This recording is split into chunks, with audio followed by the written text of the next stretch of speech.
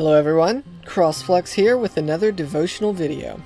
For those of you who haven't seen the first of my devotional videos, let me kind of recap what the purpose is. First of all, I'm a Christian and I love to share Jesus with everyone that I meet. I try to look for connections between games that I play and the Bible so that I can better relate God to gamers. Point is, this video will hopefully be both entertaining and informative. So today I'll be taking another look at the game Teslagrad. In the last video, I talked about the character of Oleg and how he has similarities to Paul from the New Testament. In this episode, we will cover the King of Elektropia.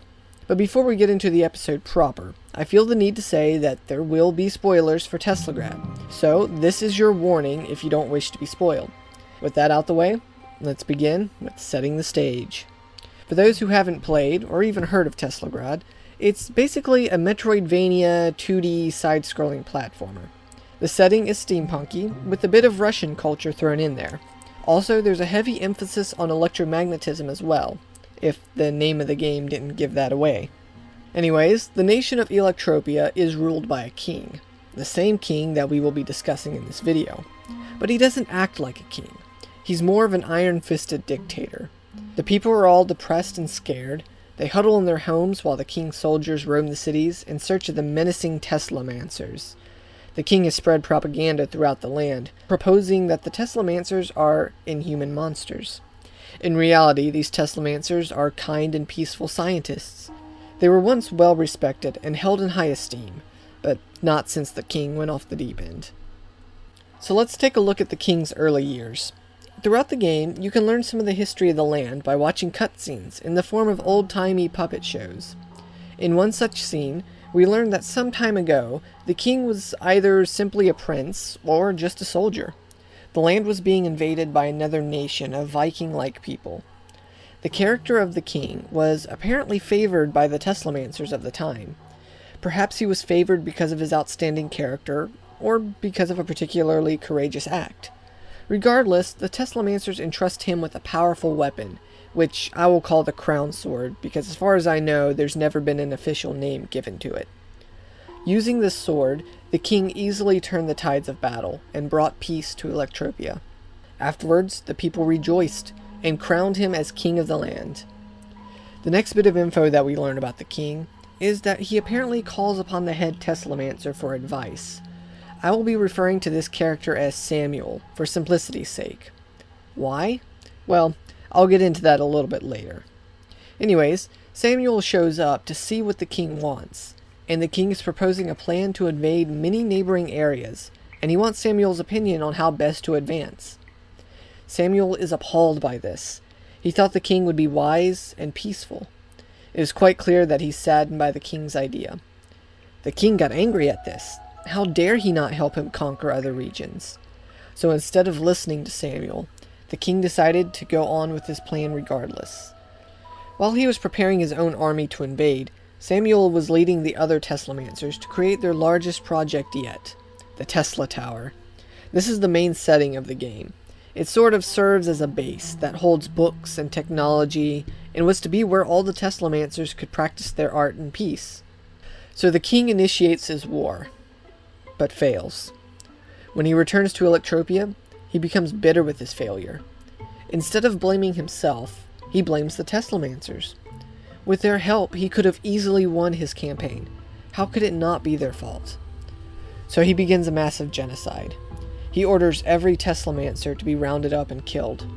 He uses the last of his men to storm the Tesla Tower, his greatest supporter Oleg leading the assault. The Teslamancers don't put up a fight because they're trying to have the king realize his error, and they didn't want to harm the innocent soldiers since they've simply been brainwashed by the king. The king raids the tower for any remnants of Tesla technology and continues the slaying of the surviving Teslamancers who had escaped the tower. The main protagonist's mother and father were two of the surviving members. What's important to note is how the king's visage changes throughout these scenes. In this first cutscene, we see that he's young and innocent looking. But then we see the look of a corrupt king who is used to getting what he wants. And finally, his visage is that of a monster. He has very little humanity left in him, if any at all. So what could have sparked such a drastic change in an otherwise good man? From one of the scrolls, we see what happens to the king after he fails in his conquest. It seems like a dark spirit appears and enters him. I believe this is more symbolic. I believe the king gave in to bitterness and grief and paranoia. So after the king has thoroughly established his rule in Elektropia, it is up to the main protagonist to stop him and allow the Teslamancers to return to their studies, if there are any left. As the boy storms the king's castle, we see that he was fully prepared. He sends wave after wave of his finest soldiers to impede the kid's progress. Not only that, but he spares no expense, sending war machines after him. He finally leads the boy into a trap, and then drops him into a dungeon. As the boy escapes the dungeon, with the help of a redeemed Oleg, we learn that the life/youth-giving elixir that the Teslamancers had created has been used by the king to increase his lifespan. We don't know exactly how old the king is, but according to the optional backstory collectibles, the king was fairly old when he found Oleg as a boy, and by the time the game story takes place, Oleg looks fairly old himself. Therefore, it's safe to say that the king is much older than a normal human.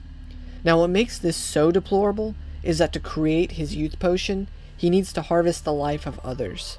And we see that he actually used captured Teslamancers to create his potions.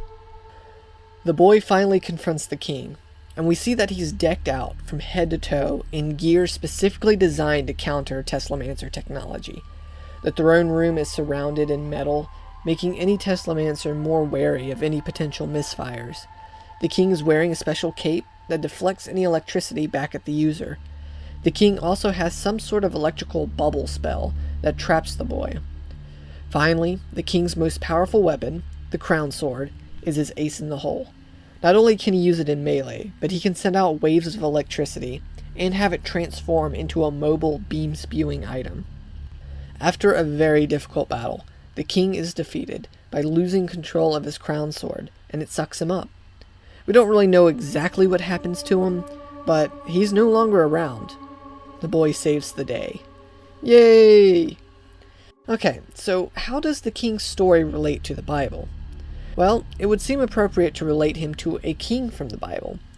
After relating Oleg to Saul in the last video, it got me thinking.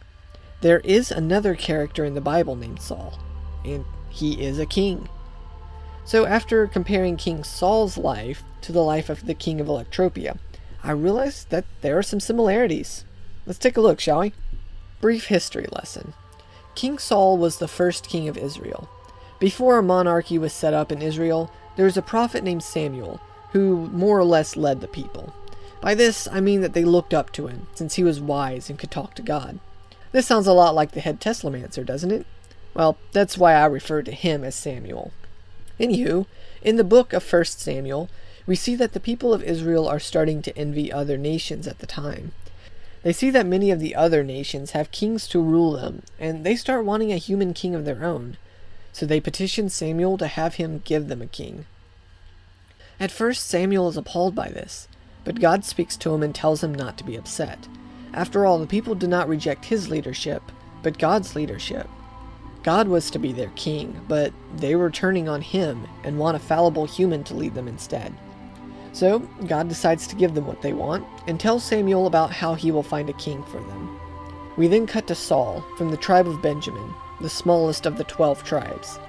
Saul has to look for his father's missing donkeys, and along the way Samuel finds him, and God tells him that this Saul will be the king. So Samuel takes an immediate liking to Saul. He's humble and intelligent, and tall and powerful.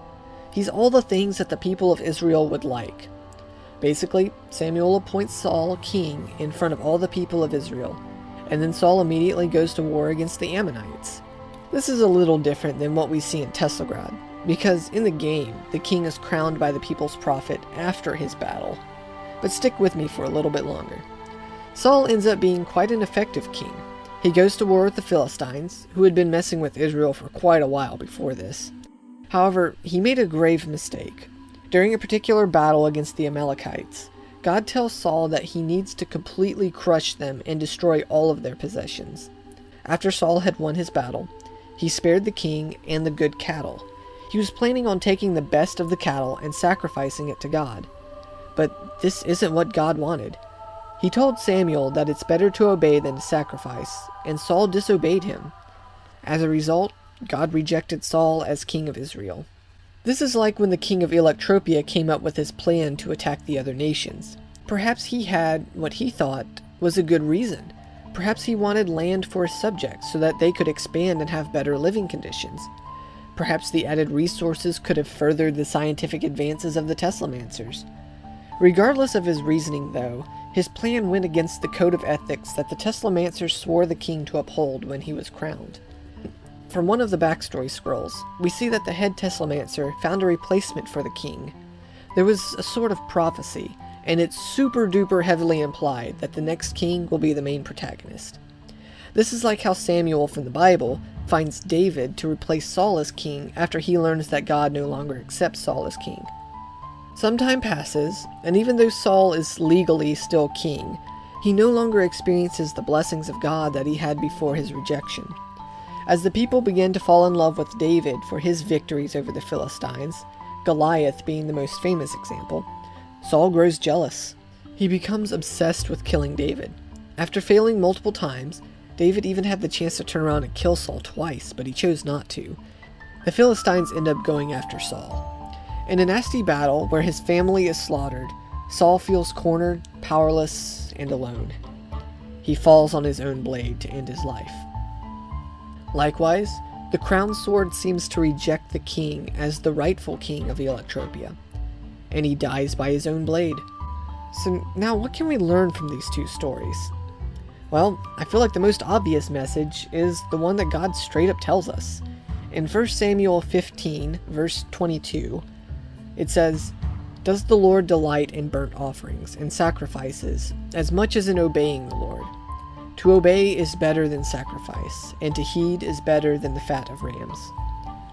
So, I encourage us all to listen to God. Even if we think that what we're doing is the right thing, let's face it, we're simply human. God is omniscient and omnipotent and omnibenevolent. He knows what he's doing, and we just have to trust that he knows best. So I hope you all enjoyed today's episode. Please let this video start discussions below. I'd love to hear about any other connections to the Bible that you all got from Teslagrad. But I do ask that you all keep it respectful. I know topics like this can get out of hand. I just want everyone to be logical and kind. Remember though, I love you guys. Be blessed, and I'll see you again real soon.